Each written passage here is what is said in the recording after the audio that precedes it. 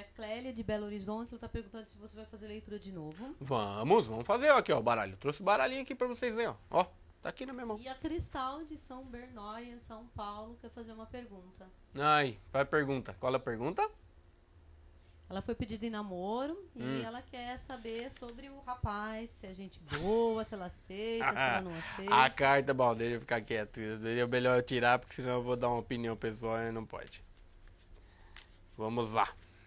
Vamos tirar a pergunta para ver se Cristal estará vendo este namoro com bons olhos. Vamos colocar aqui.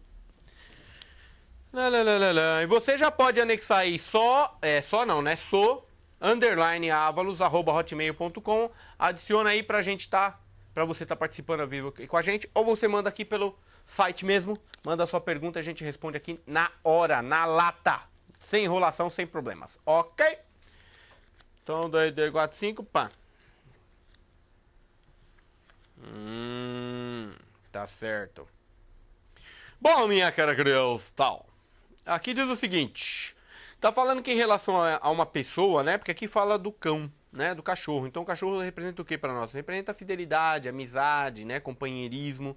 Pede para você ter sentimentos nobres. Então se você tá meio assim com relação à pessoa, precisa dar um pouquinho de crédito, né, porque nem todo mundo é pilantra, safado, sem vergonha, né, então, tá? Fala pra você que você vai ter vitória nesse relacionamento, só que pede pra você conhecer um pouquinho melhor, porque saiu a carta dos livros. Ah, tá. Ah, tá. Como diz a mulher da fazenda. Ah, tá. Aqui diz assim, terminou com a carta das nuvens, né? Que fala de problemas passageiros. Então, essa pessoa pode ser uma pessoa assim um pouquinho nervosa, né? Um pouquinho, digamos assim, gasta um pouquinho, como eu costumo dizer a palavra certa, masturba o cérebro. Isso, aquela pessoa que fica o cérebro. Então é esse tipo de pessoa. Não me parece ser uma pessoa, vamos dizer assim já, né? Claro, né? Mas tem esse pequeno porém. A pessoa é um pouquinho nervosa, um pouquinho irritada. Se você consegue conviver com isso e a pessoa consegue trabalhar para que vocês se adaptem, tá tudo tranquilo, tudo certo, tudo de acordo. Tá certo? Pede para você agir com a razão, viu? Então, haja com a razão e não com o coração. Isto. Temos outra? Depois eu dou uma paradinha, aí eu continuo falando da ciganada, tá, gente? Felipe Ganso, ele quer saber sobre o futuro amoroso dele. Oh, Felipe Ganso! Famoso. Ah, é Ganso? Não é Ganso, é Ganso. Felipe Ganso.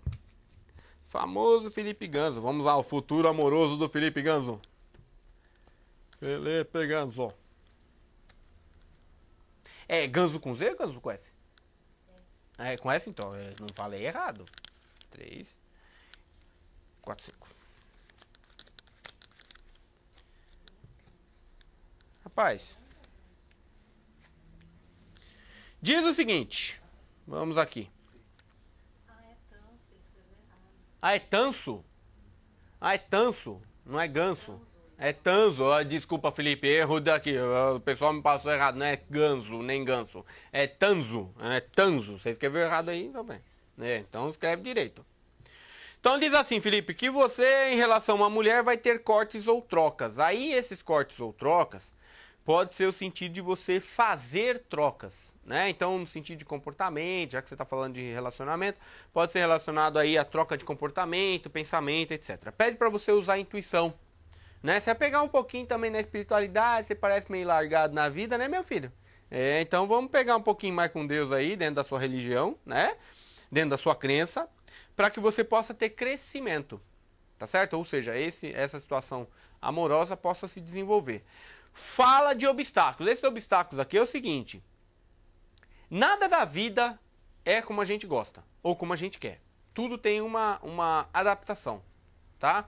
Então, se você quer um carro último modelo, muitas vezes o carro você não vai encontrar na cor que você quer, com os opcionais que você quer. Então, a gente tem que ir se adaptando. E é a mesma coisa que eu te digo, em relação a relacionamentos, né? Como já fala de cortes ou trocas, você precisa se moldar um pouquinho mais, ser um pouquinho mais maleável, tá? E também fala de um pouquinho de fidelidade. Fidelidade aqui pode ser no sentido também, além do sentido prático da coisa, né? Fidelidade, ser fiel a uma pessoa, ser fiel também a seus princípios, tá certo? para que a coisa ande e fique tudo tranquilo, tudo bonitinho. Fala de justiça sendo feita. Justiça sendo feita, meu caro colega, é o seguinte: tudo que está errado voltando a ficar certo. Então, se você roubou, você vai ser roubado. Se você for roubado, você recebe de volta. Deu para entender? Então, tá bom. Outra historinha. Não? Então vamos continuar com a ciganada. Eu parei na parte em que os calons foram proibidos de fazer a leitura de sorte e também de falar a língua lá em Portugal. Isso.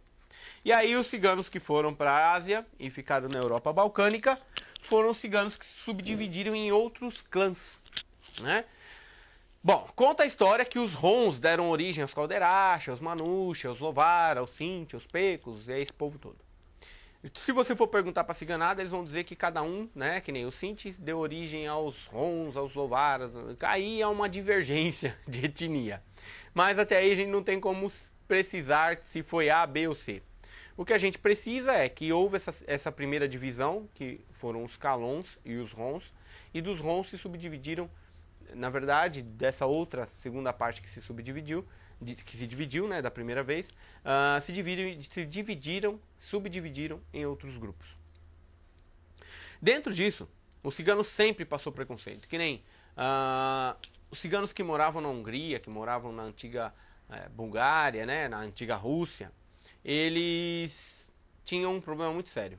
Além de serem perseguidos, os filhos eram tirados, quando novos, para serem mandados para o exército, para servir no exército, na época das guerras. Então a família cigana que tinha seus filhos levados embora, muitas vezes não os via novamente.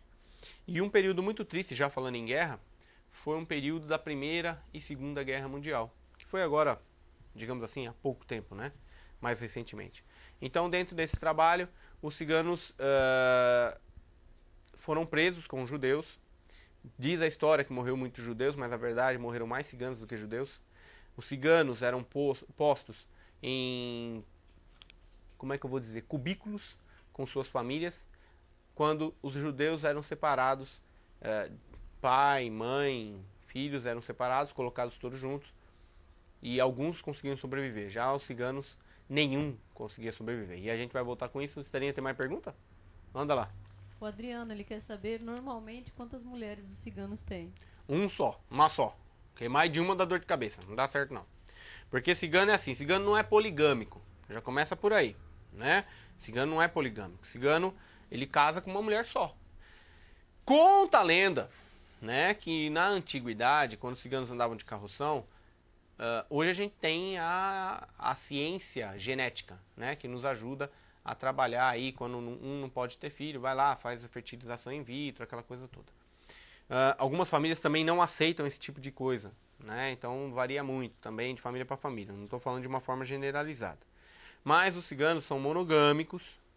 As famílias, antigamente, quando um cigano não tinha filho, porque filho na família cigana é muito importante, porque é a continuação, que nem eu disse semana passada, né? Duas coisas que o cigano preserva, aliás, três coisas que o cigano preserva muito: filhos, os mais velhos e a família. Sem isso, cigano nenhum vai para frente. Então, preserva-se muito a família, porque é a estrutura, né, a formação do indivíduo. Os mais velhos por conta da experiência, por causa da sabedoria, e os filhos por conta da continuidade, né, daquela coisa de estar dando continuidade na etnia.